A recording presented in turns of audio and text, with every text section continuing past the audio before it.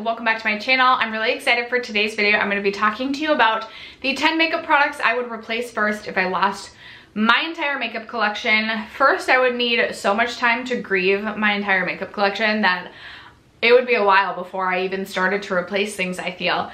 But I believe that this video was first done by Emily Noel a couple of years ago, and I feel like I've seen it circulating again. I most recently saw my friend Steph Loynes do this, so I will have her channel linked down below, as well as her video, as well as Emily's. And I know I've seen other people do this recently, so I'm very excited. I actually am cheating a little bit, and I have an 11th product to share, like if I was allowed to just, you know, do 11, because we would all be so sad I lost my makeup collection. Like, just give her the 11th product.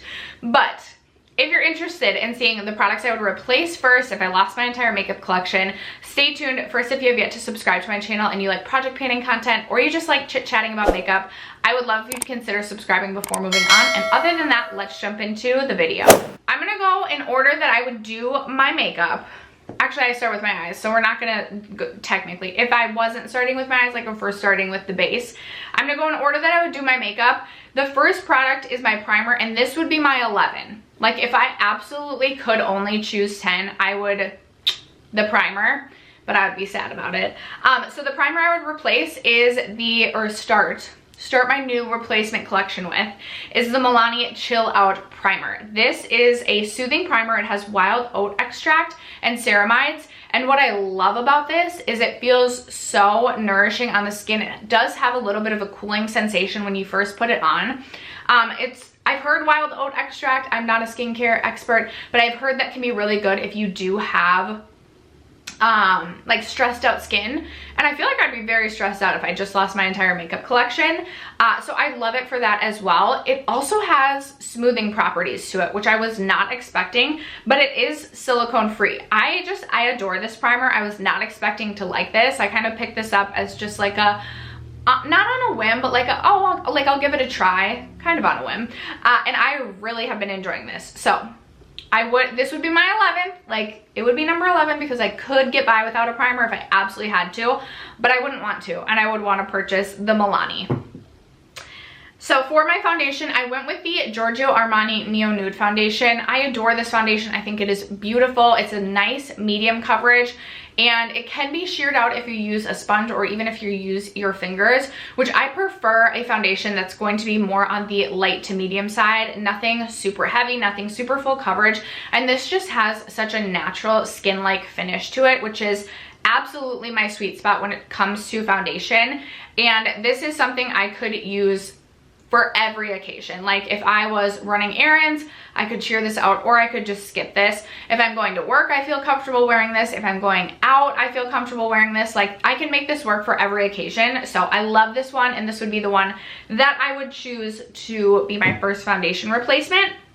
For my concealer, I actually do not have this concealer currently in my collection, and I haven't owned this in a while, but I just cannot get this off my mind. I feel like I need to like eventually order this.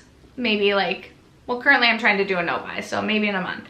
But it's the Laura Mercier concealer. And for me, I'm someone who doesn't have a ton of like darkness underneath my eyes that I need to conceal. So I prefer a lighter, like a medium coverage concealer. And what I love about the Laura Mercier concealer is that it is hydrating underneath the eyes, and it's not super full coverage. So I really miss that concealer, and if I had to start all over, that is the first concealer I would go out and purchase. My second concealer, sorry, I'm giving so many like, and this, and this, and this. My second concealer, but is not included in this list, would be the Oma Beauty Stay Woke concealer. If you are looking for a more full coverage concealer, I love that concealer, so that would be my recommendation to you.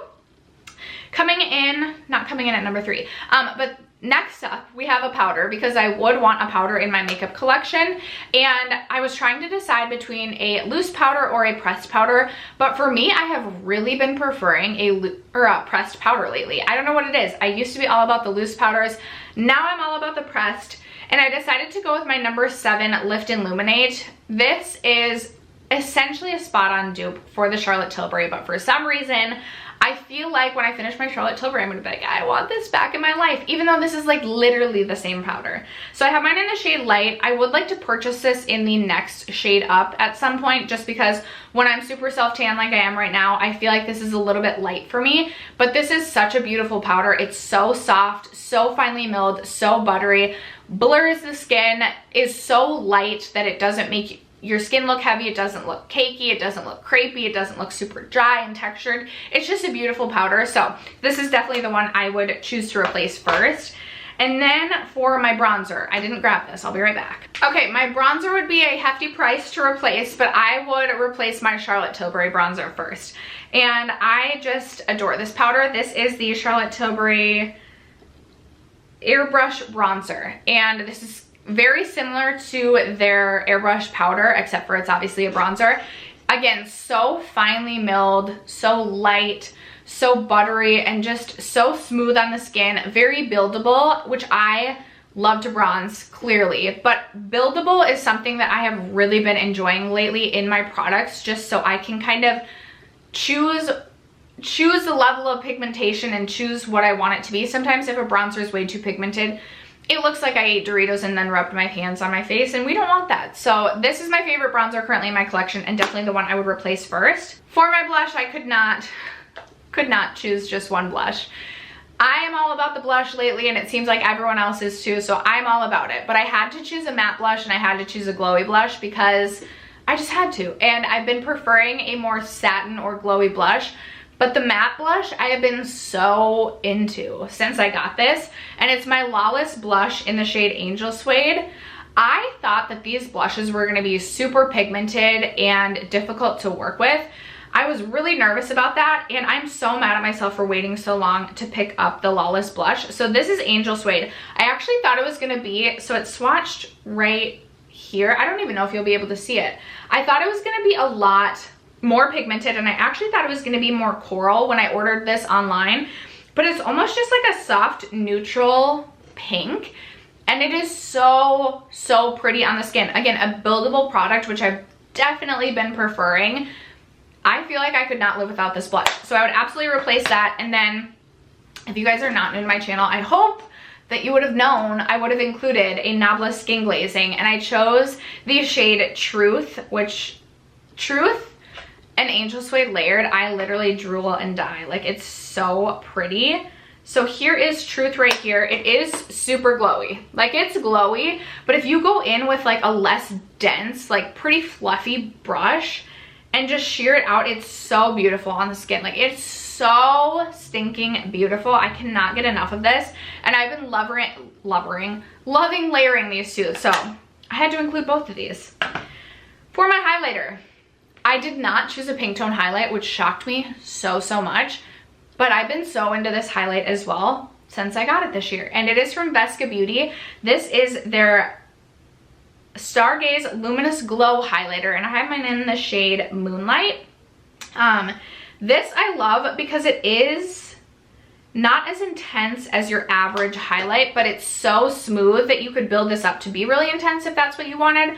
Or you can really sheer this one out just to be like, the texture of this, because it's so smooth, really does not look like a stripe of highlight on your skin. It almost looks like it's like a cream or liquid highlight that you just blended into your skin, and you just have like this wet cheek that is so glowy and so beautiful. I adore this. I've also found that this mixes really nicely with other highlights. So if I have a highlight that's too deep or too intense or whatever it might be, I've been mixing it with this and I love it. Like, I absolutely adore it, so I had to choose this.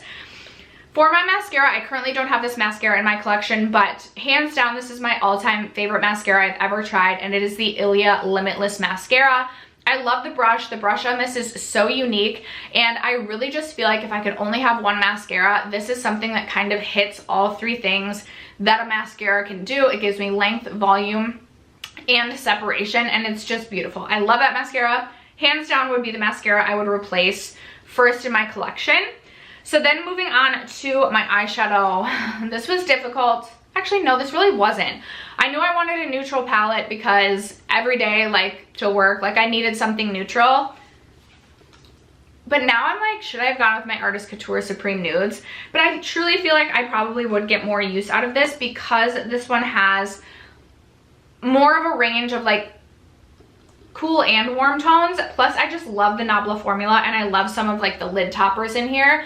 So beautiful. You get 16 shades. So it would be this, but then I would also be side-eyeing the Artist Couture Supreme Nudes, and that would probably be coming into my collection very shortly after the 10 other products. So I chose the Nabla Side to Side palette. Reminds me a lot of the Soft Glam, which used to be my favorite palette. I can do neutral looks. I can just choose like one of these easy browns to do like just pop in my crease and call it a day, or I can really spice this up to be really sultry, do like a night out look, which I'm never going out, but like if I really wanted to, I could do that. So the Nabla Side by Side was the palette that I selected. And then for the 10th and final product, I am someone who needs an eyeliner. Like I just need an eyeliner. Even in high school, like I would just wear eyeliner and mascara and call it a day. So I had to choose an eyeliner over primer. I would replace an eyeliner over a primer. So the one I went with is this one. This is from Essence. It's $2.99. It's my favorite eye pencil I've ever owned in my collection, and I have mine in the shade 2, which is I believe called But First Espresso. It's just a really deep brown. I love this eyeliner. I love a deep brown eyeliner over a black. I think it works really well for me. It stays in the waterline, it stays put, and it's super cheap. So if I had to replace my eyeliner, I would replace the one I'm currently using. But after that, those are the 10 products that I personally would buy first if I lost my entire makeup collection. I would love to know what are the first things you guys would go run out and buy. I feel like there are people out there who would like not replace foundation and get extra eyeshadow palettes, or potentially like get extra eyeshadow, or potentially choose more like base products and like maybe no eye products, because you can use your bronzer as an eyeshadow and that's really good enough for some people. So I would love to know what you guys would replace first if you lost your makeup collections. I hope that happens to literally no one, not even my worst enemy. But thank you guys so much for sticking around to watch today's video and for supporting my channel as you always do. I love you guys so much, and I will catch you in my next video.